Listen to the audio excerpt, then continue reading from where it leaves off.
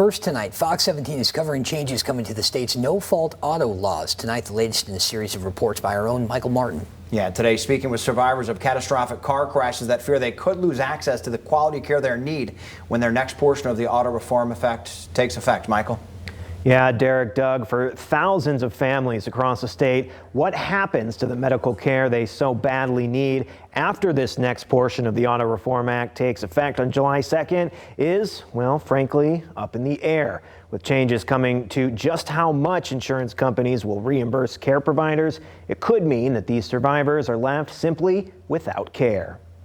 In a Kent County home on 72nd Street, a mom worries about her son.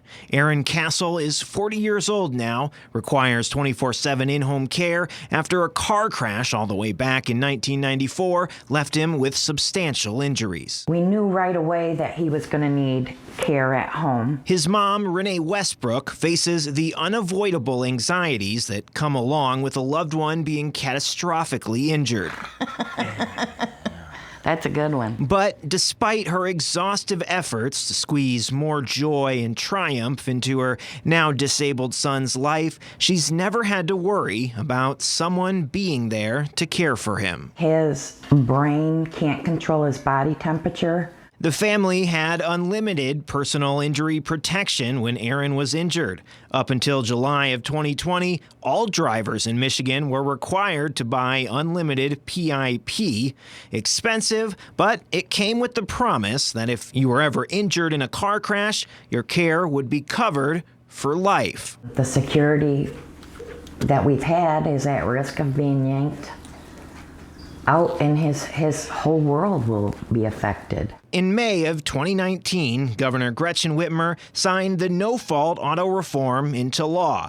The intent behind it is good. Michigan has for many years now been the most expensive state in the country to purchase auto insurance. Car insurance rates in Michigan are up about 14% since 2011, which is obviously outpaces inflation. The no-fault auto reform bill is meant to fix that, giving Michiganders more options when it comes time to buy a policy. Insurance companies will now have to offer these lesser amounts of personal injury protection that you can select. Our action today means that Michigan families will soon have the opportunity to realize real, measurable, and significant savings on their car insurance bills. But in a subsection of the bill is a change set to take effect come July that has families across the state terrified. If you have a seriously injured person who depends upon and receives certain health services that are not compensable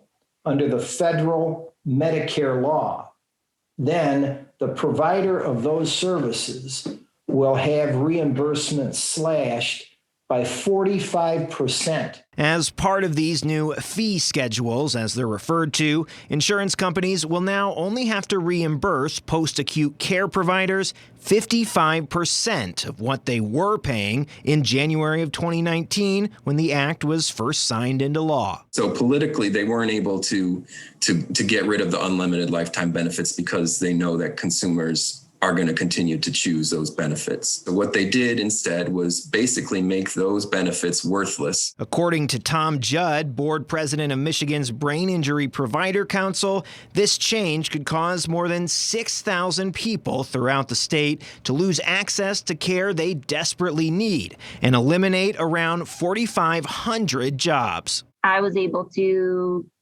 not only get my college degree, but I went on to graduate school. Left quadriplegic from her chest down after a crash when she was 16, the cuts could mean Emily Gladstone loses access to the care that has allowed her to become a thriving, contributing member of society following her accident, now working at a Grand Rapids school. But the reality of the situation is that I still have care needs on a day-to-day basis. While insurance will still have to reimburse in-home care costs for a policyholder's lifetime, I personally may not have access because of a number of the home care agencies will not be able to continue to function. The massive slash in just how much they will reimburse will likely devastate small care providers like NeuroCare Health in Essexville, owned by Nick Long. To be honest, that's a business ender for us. Long started the company after he injured his spinal cord in a crash himself. We'll continue after July as long as we can,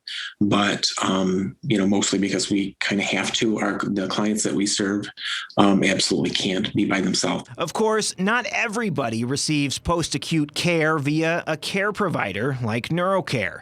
Michigan's system also allows family members to become designated caregivers and would pay them as such, a setup that's worked for people like Diane Mills Gutierrez, who was paralyzed after she and her husband Jesse were in a crash in July 2016. Nobody wants to be in a catastrophic accident and end up with a brain injury or a spinal cord injury or amputation or any other kind of catastrophic injury.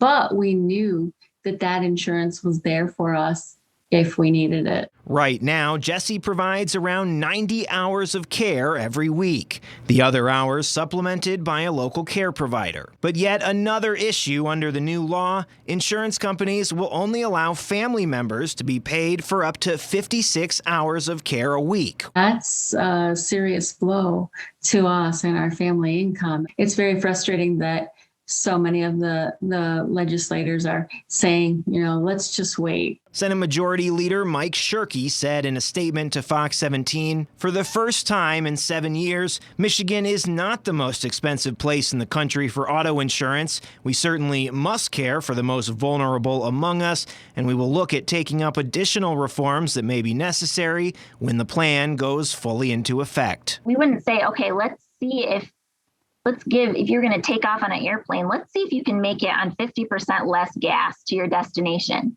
No one would board the plane. In December, when Peg Campbell, who takes care of her sister Barbara Scowen, found out about the impending changes, she started a Facebook group, a gathering spot for those who will be affected, with a simple message for lawmakers. We know what that wait and see is because it's happening now. Providers are having to shut their businesses down. The group has launched several virtual protests and letter writing campaigns. The fix that needs to happen that are in these legislative bills will not add cost to the system.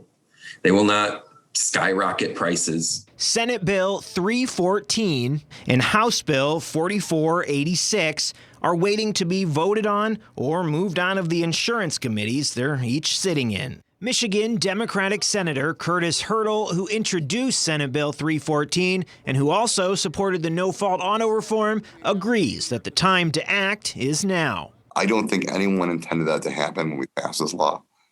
We should admit that we made a mistake and fix it. At the end of the day, we don't work for the insurance companies, we work for the people of Michigan. I believe in lower rates, I believe in choice, but I don't believe in hurting these families.